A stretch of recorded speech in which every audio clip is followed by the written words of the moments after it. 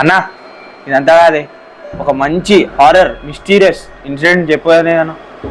Mysterious incident అంటే right, ELISA ల్యామ్ అని unsolved mysterious case ఒకటి ఉంది.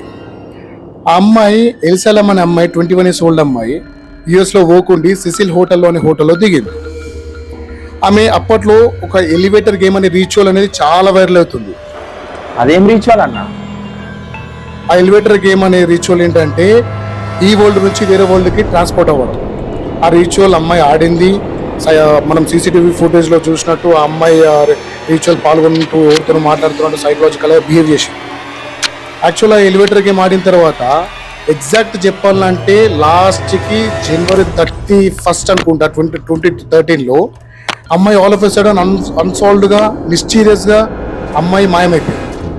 ఇటు పోలీసులకు కానీ, ఇటు వాళ్ళ ఫ్యామిలీకి కానీ, ఇటు హోటల్ వాళ్ళకి కానీ ట్రేసెస్ కూడా లేకుండా మాయమైపోయింది. నిజంగానే అన్సాల్వ్డ్ ఉందన్న? లేదు, స్టోరీ ఇంకా ఉంది. ఇంకా ఉందా?